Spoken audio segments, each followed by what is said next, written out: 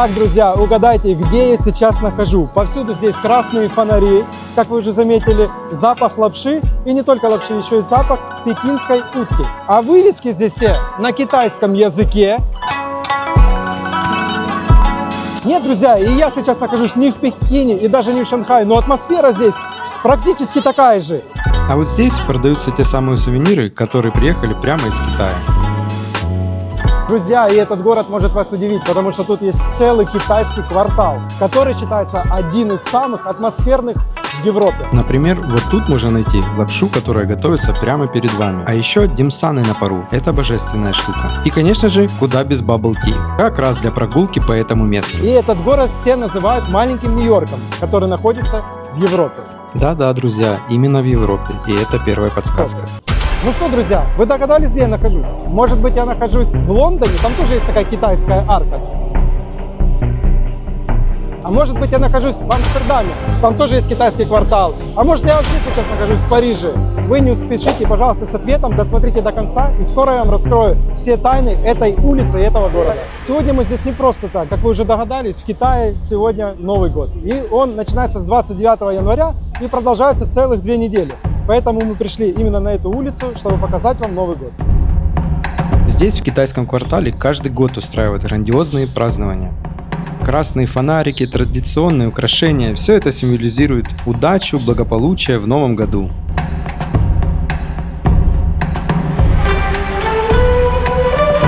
Главное зрелище – это танцы драконов и львов. Они приносят счастье и отгоняют злых духов.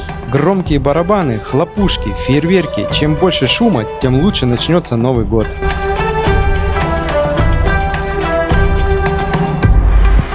Вот такая тут атмосфера в китайском квартале.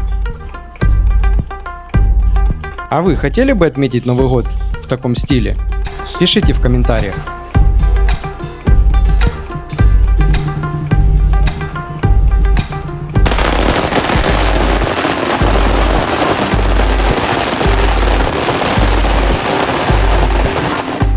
И пока я вам показывал кадры Нового года, здесь были явные подсказки, в какой стране я нахожусь. Кто был внимательный, быстрее пишите в комментариях и забирайте свой приз. Ну что ж, дорогие друзья, и настала пора открывать карты. Я нахожусь в городе Антверпен, и это Бельгия. Ну и если вы догадались, дорогие мои друзья, то вы самый настоящий эксперт по путешествиям и городам. Привет, друзья! И сегодня мы поговорим о 3 ключевых достопримечательностях города Антверпен, без которых невозможно представить этот город. Собственно, мы заглянем в этот железнодорожный вокзал, потом мы прогуляемся вдоль реки Шельда и обязательно сходим в собор Богоматери. И в ближайшие 15 минут я вам расскажу не только историю этих мест, но и постараюсь объяснить, почему их стоит увидеть своими глазами. Ну что, ребята, вперед! Так, ну что, друзья, вот мы и добрались до одной из достопримечательностей Антверпена, и это железнодорожный вокзал Антверпен. И он считается одним из самых красивых вокзалов мира. Ну и вдруг, если вы приезжаете в Антверпен на поезде, то самое первое, что вас поразит, это железнодорожный вокзал. И он действительно считается одним из самых красивых вокзалов мира. Друзья, это не просто туристическая реклама, а он действительно похож на огромный дворец. Давайте пойдем посмотрим. Ежедневно через него проходит около 45 тысяч пассажиров. В месяц это 1 миллион 350 тысяч, а в год около 16 миллионов пассажиров. Друзья, и вы думаете, что это первое, что вы увидите по прибытию на вокзал в Антверпене? Далеко не правда. Давайте я вам сейчас покажу, что вы увидите, когда выйдете из поезда. Какой вид откроется перед вами. Этот вокзал не только транспортный узел, но и архитектурный шедевр, признанный одним из самых красивых в мире. А что же делает этот вокзал таким особенным? И это архитектура. Вокзал был построен в 1905 году по проекту архитектора Луи де ла Сансери. Он сочетает в себе необарокко, неоренессанс и индустриальные элементы, что делает его уникальным. Купол высотой 75 метров. Когда заходишь вовнутрь, ощущение, будто попадаешь в собор. Железная арка и стеклянный потолок, когда солнечный свет проходит сквозь стекло, интерьер здесь выглядит просто завораживающе. А еще здесь 4 уровня железнодорожных путей. И здесь поезда идут не только горизонтально, но и вертикально. Такой многоуровневый вокзал – редкость в Европе. А еще близость к алмазному кварталу. Сразу за вокзалом находится район, где ведется торговля драгоценностями. Ведь Антверпен, как вы знаете, это алмазная столица мира. И мы туда отправимся сразу же после вокзала. Еще интересный факт. Вокзал несколько раз входил в список самых красивых вокзалов мира. А в 2009 году его признали железнодорожным собором Европы. И теперь, зная все эти факты, делает этот вокзал действительно особенным. А вот один из районов, где зарабатываются миллионы евро. И это алмазный район. Друзья, а кому интересно и кто хочет узнать пару лайфхаков, как здесь купить по самой выгодной цене украшения, как здесь нужно выбрать ювелирный магазин, что нужно знать о сертификатах бриллиантов и как лучше всего торговаться и получить самую выгодную скидку для себя. И если вам это все интересно, пожалуйста, оставайтесь с нами, я сейчас все подробно расскажу. Антверпен – это не только порт и архитектура, но еще и мировая столица бриллиантов. 80% алмазов со всего мира проходят обработку именно здесь. Самый главный вопрос, который становится перед покупателем, это где лучше всего покупать украшения. А в Антверпене имеется около 1500 ювелирных магазинов. И все они предлагают разные качества и цены. Ну что ж, давайте разберемся, какие ювелирные магазины нужно выбирать. Крупные сети или частные мастерские. Крупные сети – это проверенные бренды, где можно выбирать уверенным в качестве и в подлинности драгоценных камней. Их преимущество – гарантированное качество, фиксированная цена без необходимости торговаться и международные сертификаты. А вот, например, частные мастерские – это индивидуальный подход и возможность создавать уникальные украшения на заказ. Плюсы – это эксклюзивный дизайн, возможно выбрать камень отдельно и установить его в любое изделие. Иногда более выгодная цена, чем в сетевых магазинах. Главный секрет Антверпена – здесь можно, а точнее нужно торговаться. И если вы покупаете бриллиант в частной мастерской, то у вас есть шанс поторговаться и сэкономить неплохо. Но если вам важна надежность и готовый продукт, идите в сетевые бутики. Если хотите получить эксклюзив и немного сэкономить, ищите небольшие мастерские на уголках алмазного квартала.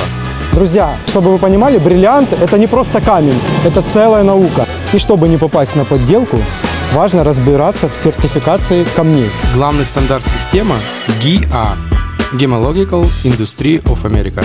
Она оценивает бриллиант по системе 4C. Это карат – вес камня, огранка – это качество обработки, цвет. Чем прозрачнее, тем дороже. И чистота камня – это отсутствие дефектов. Но если вам предлагают бриллиант без сертификата GIA, будьте осторожны. И последнее. Как правильно торговаться и получить лучшую цену? Правило номер 1. Не бойтесь спрашивать скидку. Ювелиры привыкли, что клиенты торгуются и чаще всего готовы немного снизить цену. Правило номер 2. Узнавайте реальную стоимость. Перед покупкой изучите цены в нескольких магазинах. Так вы поймете, сколько действительно стоит этот камень. И правило 3. Оплата наличными может снизить цену. Некоторые магазины дают дополнительную скидку, если платите наличными вместо карты. Например, средняя скидка при торге 5-15%, а если вы что-то покупаете эксклюзивное, то можно выторговать больше. Итак, мы разобрались, где лучше покупать украшения, как выбирать настоящий бриллиант и даже как сэкономить. Антверпен – это не только культура и искусство, но и место, где сверкает настоящее богатство. Ну а дальше еще больше лайфхаков, так что не переключайтесь.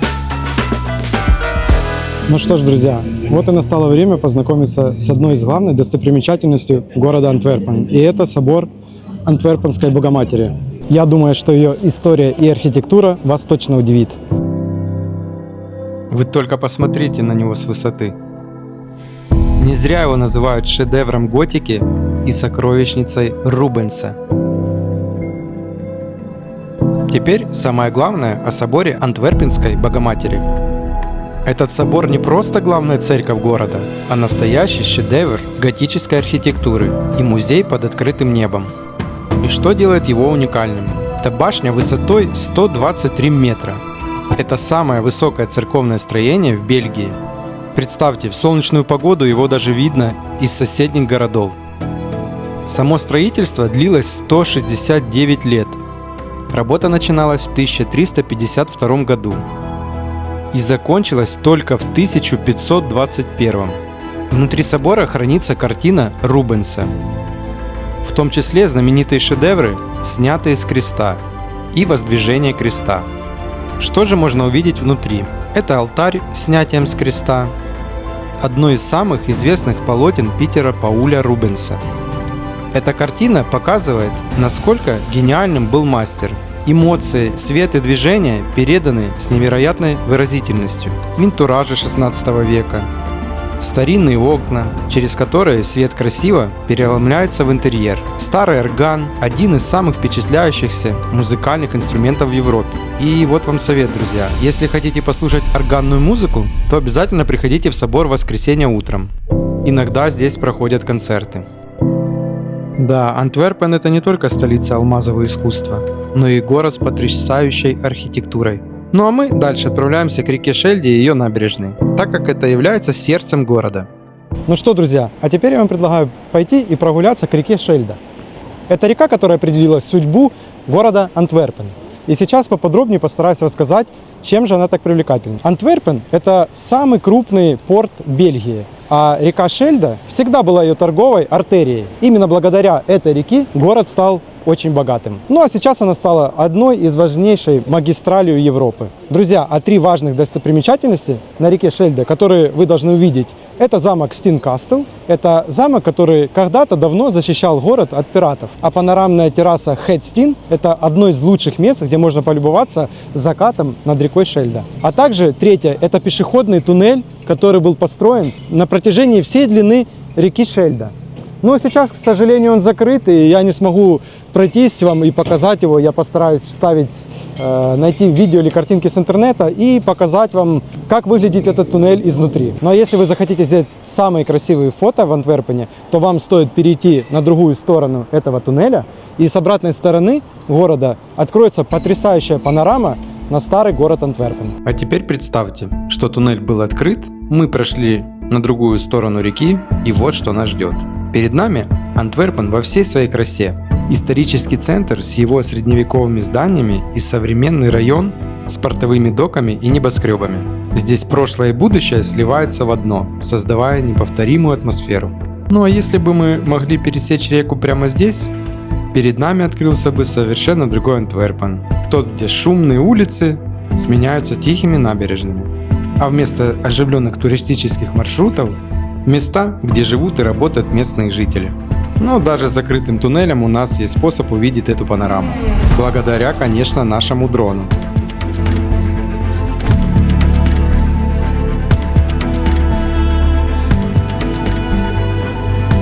Замок Стин, Хедстин – это самая старая сохранившаяся постройка города, датируемая XIII веком. Она была частью укреплений Антверпена и использовалась как крепость, тюрьма, таможня и даже музей. Название Хедстин переводится как «камень», подчеркивая его мощные стены. Замок связан с легендой о великанах, что дополняет атмосферу загадочности. Сегодня же он служит туристическим центром и предлагает прекрасный вид на реку Шельда.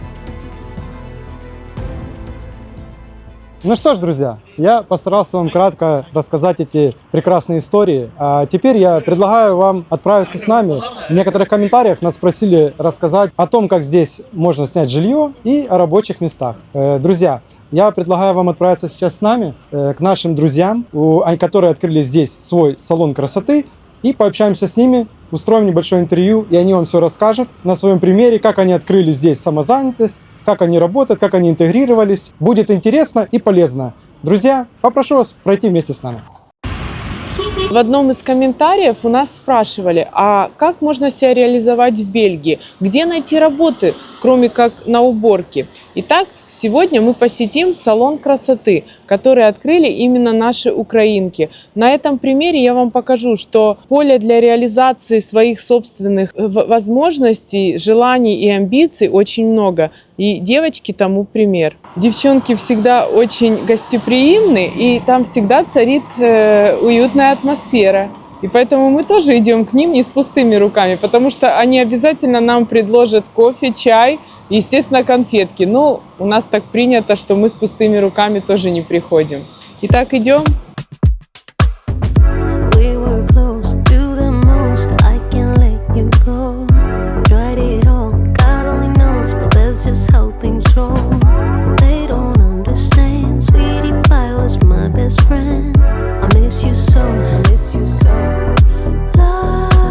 Друзья, смотрите, мы находимся в этом прекрасном пространстве, которое создали две прекрасные украиночки, Наталья и... А вот наша вторая девочка, Анжелочка. Девчонки просто молодцы, я восторгаюсь их работой, супер умнички, реализовали себя по полной.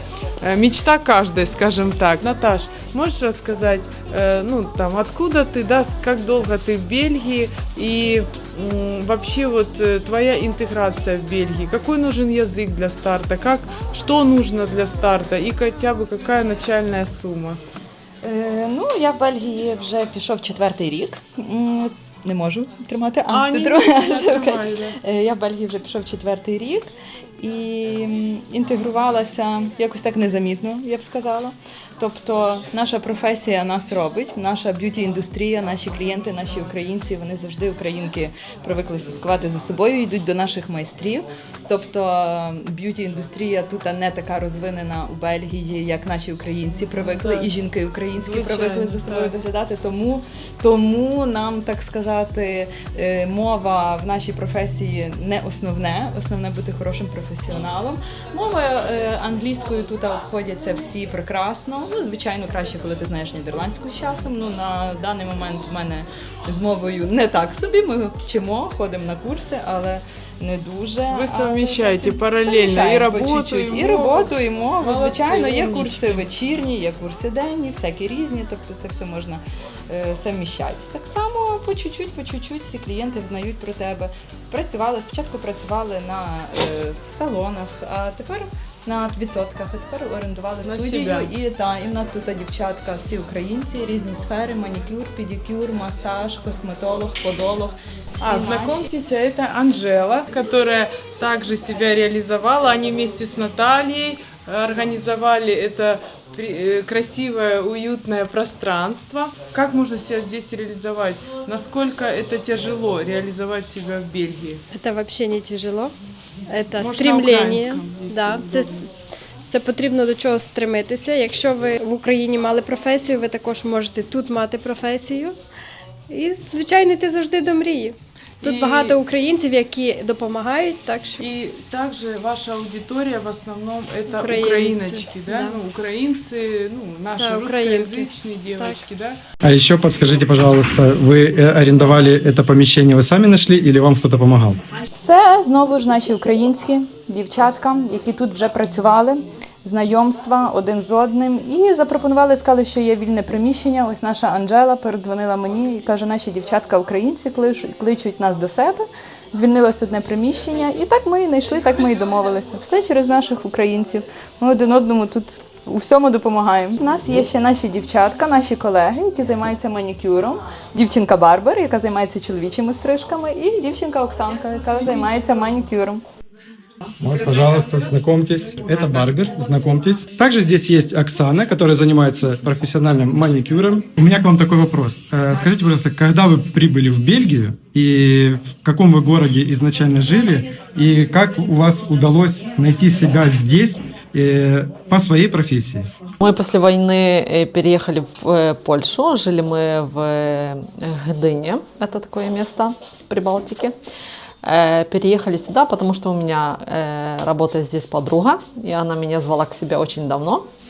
Ну и когда мы переехали сюда, соответственно, я пришла к ней на работу. Подскажите, пожалуйста, еще такой вопрос. Многие украинцы пишут мне сейчас в комментариях, что неужели, если они приедут сейчас в Бельгию, то они смогут себя реализовать только на уборках. Якщо вона, звісно, в Україні була економістом, то зрозуміло, що їй буде тут. Але якщо вона має в руках якусь професію, що вона може руками якось заробляти, так, то вона собі тут дасть раду, скажімо так. От на прикладі так, манікюр, барбер, навіть вареники ліпити можна їх продавати, скажімо так. Наше українське, ні. Не тільки можна йти на уборки, можна ще чимось інакшим займатися. Наталя у нас, наприклад, теж має вищу освіту, в Україні нормально займалася паперами. В тендерній сфері, тендерами, аукціонами 10 років займалася, на київську фірму працювала. Але життя заставило перекваліфікуватися. Ви із економіста стали Я з економіста, але барбером. реально з економіста пішла на барберство. Слабо Польщі треба було як-то виживати. Ну, знаете, это не самая худшая профессия. Ні, Я так мені думаю. не подобалося. И немного далее по коридору находится кабинет Татьяны. которая переехала сюда из Мариуполя и занимается педикюром. Знакомьтесь, а это Татьяна из города Мариуполь, и она занимается педикюром. Привет! Это ваша уютная студия. Вы ее сами организовали? Я ее организовала с нуля сама. Умничка, какая молодец. Это увлечение моим. Я представляю, как вам было тяжело. Я к тому, что мы сами из Донецка, даже не нужно объяснять друг другу судьбы, вы все понимаете, да, без слов. Сколько наши девчонки молодцы с Украины, как им удалось так себя реализовать. Я просто восторгаюсь. А вы здесь как, полной семьей, все вместе, да? Я здесь частично с семьей. Я потеряла родных в Мариуполе, поэтому я начинала жизнь с нуля здесь. Как вам вообще в Бельгии интеграция Антверпен? Очень сложно сначала, но все у нас в голове. Тот, кто хочет, тот будет интегрироваться, идти дальше, развиваться. И не всегда важно знать идеально нідерландську мову, язик для того, щоб знайти себе і начать здесь працювати. Дійсно, і справді треба знати, бо ми тут живемо. Так, але ж це не перешкоджає росту. Той, хто хоче, той буде розвиватися і йти вперед. Я смотрю, что у вас клиент подросток, да? Да. Вы даже подросткам, Я деткам люблю работать с детьми, с подростками, с мужчинами, с женщинами, со всеми. Вы как мастер педикюр и подолов, да? Плюс? Нужно научить человека правильно подбирать обувь, следить за ногами, потому что мы тут обычно наводим порядок, а про ноги иногда забываем. А это очень важно. Здоровье ног – это основа. Кому нужно? Мастер в Антверпене, суперспециалист. Буду рада видеть. Да, приведет ваши ножки в порядок. Она пережила то, чего не пожелаешь никому. Война забрала у нее родных, тех, с кем она росла, кого любила, с кем делила радости и горести. Казалось, мир вокруг рухнул, а жизнь потеряла смысл. Но у нее были дети. Их глаза, полные надежды, не позволяли ей сломаться. Каждый день она вставала, улыбалась, несмотря на боль внутри, искала силы, даже когда казалось, что их больше нет. Она училась жить заново, в новом месте, среди чужих людей, с новой реальностью, в которой не было прошлого, но в которой все еще было будущее. Она работала, училась, строила жизнь с нуля, чтобы дать детям то, чего их лишила война. Стабильность, любовь, дом, где тепло и безопасно. Были дни, когда хотелось сдаться, но она шла вперед, потому что знала, опустит руки, и темнота поглотит их всех. Сегодня она улыбается по-настоящему. Она смотрит на детей и понимает, ради этого стоило бороться. Боль не ушла, но теперь она не управляет ее жизнью. Теперь впереди есть мечты, цели и вера в лучшее. Эта история не только о ней, она о каждом, кто потерял, но не сломался, о тех, кто продолжает жить, несмотря на боль, о тех, кто выбирает не страх, а надежду. Ведь пока мы идем вперед, жизнь продолжается. Друзья, еще хотелось бы добавить, что после того, как мы с нашего городка приезжаем сюда в Антверпен, и мы смотрим на вот эту всю, как говорится, по-модному движуху, да, в 6 часов вечера жизнь кипит, а не так, как у нас останавливается 6. Она просто здесь, до 10 часов все работает, все открыто, людей много, поэтому, смотря на вот это все, здесь хочется жить. Потому что здесь для нас мы не чувствуем ни депрессии. У нас здесь не было за целый день плохого настроения. В общем, мы здесь счастливы, друзья. И Антверпен — это один из лучших городов для жизни. Так как мы жили всю жизнь в большом городе, и вывод мы сделали такой, что нам подходит жизнь только в таких больших городах.